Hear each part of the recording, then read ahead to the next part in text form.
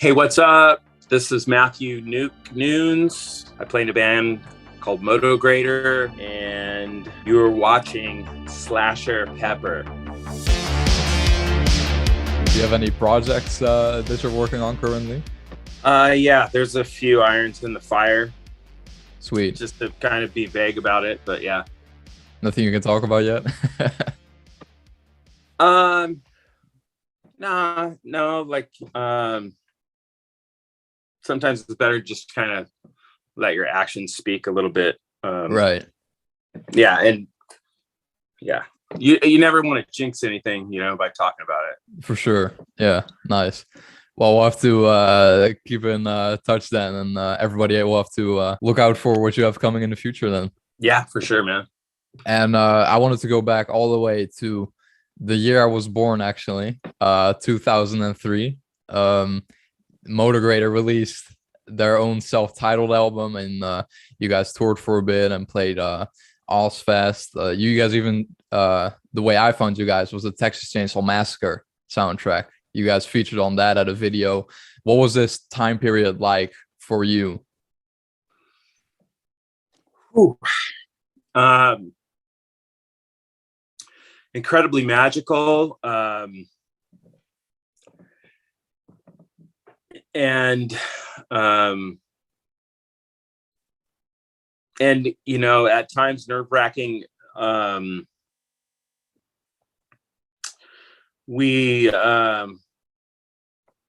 joined Motograter in I guess in 2002, and we signed our contract with Elektra, and I can remember being in the band for like 2 days or 1 day, and all of a sudden I was showcasing for one of the biggest producers in the world, Garth Richardson, and Garth, and that was just crazy because I was a Mudvayne fan, and then a big Rage Against the Machine fan, and he had produced both of those bands. So yeah, that was kind of a surreal thing. And the nerve-wracking part was flying to Canada and basically having to fire our singer and go through the process of trying to find a replacement, and then all the while the clock was kind of ticking on things.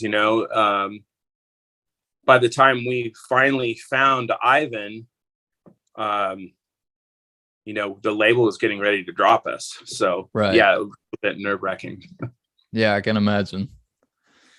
And was it like rewarding then afterwards when you finally found Ivan and you guys hit the studio, and then the album being a success and the band being a success overall? Well, just the whole, the thing that was interesting about that is I stayed in Canada, which we were in Gibson Island in Vancouver. I stayed, I think, a week later than the band. Like, Garth kind of pulled the plug on the whole project and sent us home. And by the time I landed in Los Angeles, we were kind of set up shop in the no-name offices, like frantically on the internet searching for singers. And I can remember walking in and the vibe being quite bleak. I was like, oh, this is gonna be over, oh shit. And people were just going to different, I guess, MySpace pages back then and looking at singers, and Right. and there's the kind of few and far between. So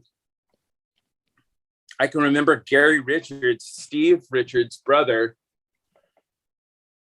like coming up to me in the hallway and handing me a piece of paper saying, "This is your guy." This is after day, this is, I was just like, what, and so there's a piece of paper with Ivan's phone number on it. And I took it to Bruce and we called him up, and I think he either got a ride or took a bus from the Valley into Hollywood, and we picked him up, and we drove up, into the Hollywood Hills to our manager's, giant house, which used to belong to Adam Sandler. And it was all kind of, that was a whirlwind, Right. I can imagine. That's sick though. Yeah. Do you feel super cool? And then not too much longer after that, we hooked up with James, Jimbo Barton and Patrick Thrasher, and those are the guys that that produced and engineered the record. And from there we moved into a house in Topanga Canyon and began the process of recording and writing and recording the first Motograter record. Sweet. How did that go? That was an incredible experience and time in my life. And at times it was like terrifying, and Right. It was hard because we hadn't really been a band. We just kind of were all thrown together, and it was like, okay, write an album, and for me that was a lot of pressure, but it all kind of came together, as as you can hear, I think on that record. Yeah, for sure. Yeah. Sweet. And do you think, like, looking back at it now, this might have been like 2003, 2004, might have been the peak of Motograter?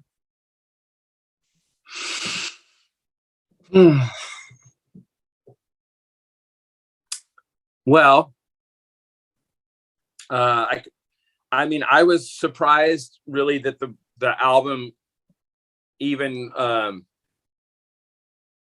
came out, because I can remember working, and we had a certain amount of time to finish the record at this house that the company had rented for us. And we weren't finished by the time it was time to pack up and go. So like the music was finished, but the vocals weren't. So it was just like, oh, what are we going to do? Our budget's gone. It was pretty stressful. Right. And then Jimbo ended up working some magic, and we went down to we ended up at Track Record in North Hollywood, and we finished all the vocals and overdubs and mixing there, and that was kind of a miracle. He really had to pull some strings to make that happen, and that's another story. But I can tell you, once that album was mixed, it was, listening to it, playing that back in the studio was just, wow, pretty cool. I can imagine. Yeah. And then subsequently, going on tour with Ministry, and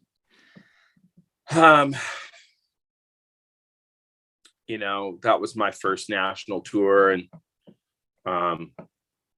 we come right after that tour, coming off that tour, we headed out to Ozfest, and that seemed to be the peak probably right there. Right. Very cool though. Dude, yeah, super cool, right? Yeah. And then in 2017, so quite a few years fasting forward now, you guys released a new album. And to me, looking back, because I've been a fan for I think 2 years now, so I wasn't really around at this time, right? Okay. But to me, it seems like everything was going super well. I saw like the Bus Invaders video with you guys just hanging out, and everything seems very chill and fun. And it seems like Motograter he's could like only laying down in between the seats, right, what I mean? exactly. He's like 6 foot tall. Yeah. And it seems like everything is going well, and Motograter could only go way up from here. And then in 2018, what happened then? No more Motograter. Well, it's just it's hard because we did put a lot of work into that record, and into Desolation, and I was very proud of the record at the time. And then we had toured up to that point. I mean, we had played with Slipknot in San Bernardino, and kind of come from, I mean, it's just Motograter is such a long story. There's been so many people in the band, but if we're going to skip to 17, we toured, and then we had some personnel changes, and then we went out with Head PE a few times. We went out with the incredible American Head Charge, and we just kind of just fell in love with that band and those guys. Like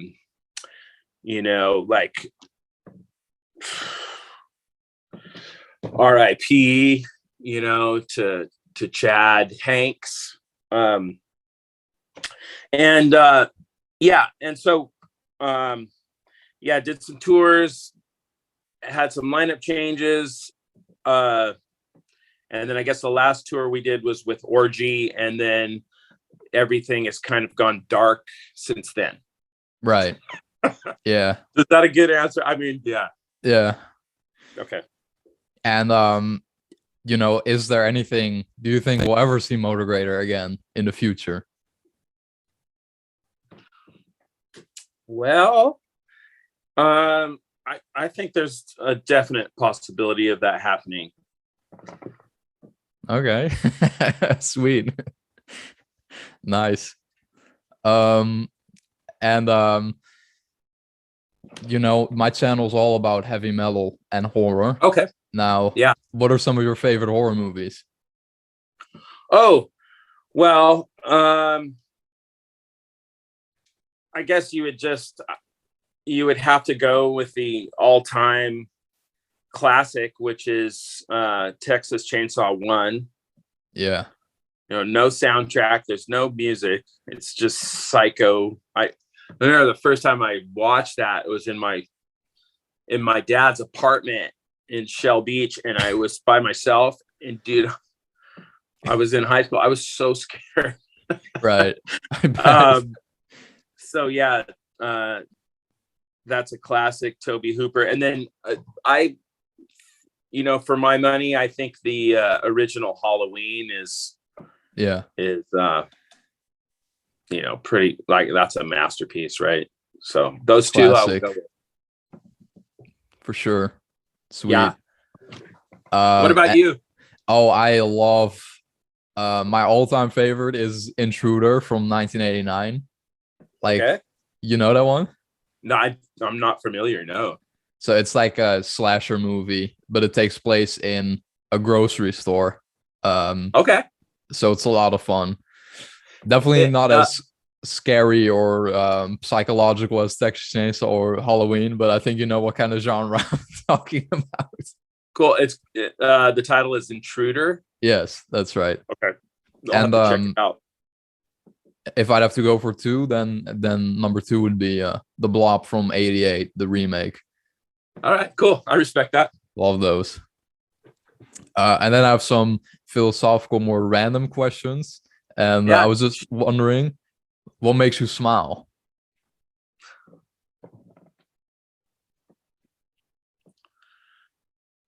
That's a good question. I mean, I'd say it's probably a long list, but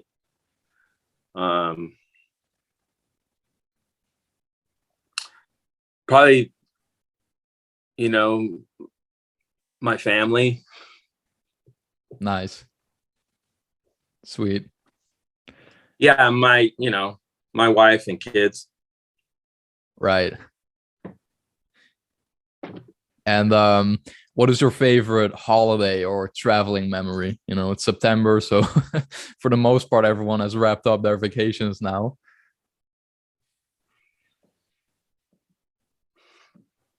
Well, I mean, being on tour is my favorite traveling memory. Right. Memories, my first tour, every tour, the last tour, the tour with Aeon and Sammy Pants and Ayana and that whole traveling circus. And then for a holiday, it's probably Halloween.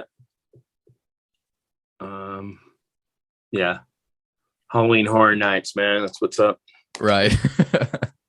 I've actually never been to anything like that. But I'm going this year. I'm going this year.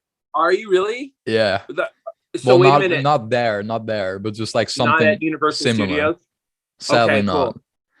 Hey, my daughter was 6 the first time that we took her. Wow. And she was terrified. Like, it's a bad parenting move. I know. Like, there's like psycho little dolls, like, and skeletons running around with chainsaws that were actually running. They just didn't have the chain on them, but you could smell the gas. Right. And my daughter was like clinging to me, like crying. It was. Oh man. Yeah, pretty great. Did she go ever since? We went the year. So when she was 6, and then the next year when she was 7, she's 10 now. So sweet. You'll be going again this year? You know what? I like Universal Studios, and I love Halloween Horror Nights, like the crashed plane with all the clowns and right. Stranger Things maze, and but this Halloween, I'd like to go to Disneyland and check out like how they do the Nightmare Before Christmas theme. Oh, right. You know what I mean? Yeah. That would be cool. Like, have you been to Disneyland? In Paris. Oh, you have? Yeah. Is it cool? It's great. Yeah. Did they have like the haunted mansion and all that there? Oh, I didn't go on Halloween. I just went during summer, I think years ago though. I just remember I was a huge like Pirates of the Caribbean and Indiana Jones fan, so I just loved those attractions, Yeah, oh for sure. Yeah, you can't really beat pirates. I mean, it's right. Yeah. Yeah, I still can kind of remember I can still remember the first time I was on that ride when I was, a little kid. Like with my dad, and I just was like, it's so dark, and it just it's awesome. It's really cool. Yeah, sweet. And then final question: if your life was a movie, how would you want it to end?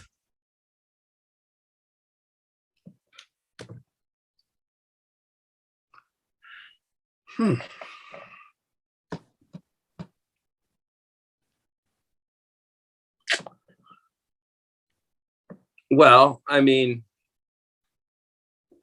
I guess I would like the redemption story, and maybe the phoenix rising from the ashes, and Right. and just to have that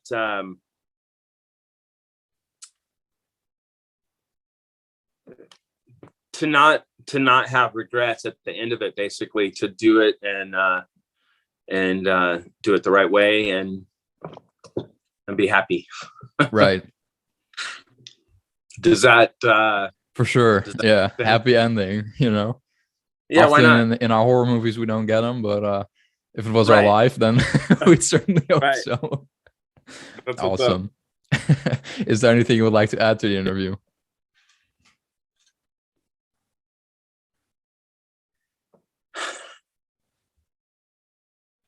No, I mean, I just want to say hi to all the Motograter fans out there, and um, and I would like to just thank everyone for their continued support, especially on our Spotify, which is kind of growing exponentially, and hope to see y'all soon. For sure. We'd hope to see you. Right on, man. Appreciate Awesome. it.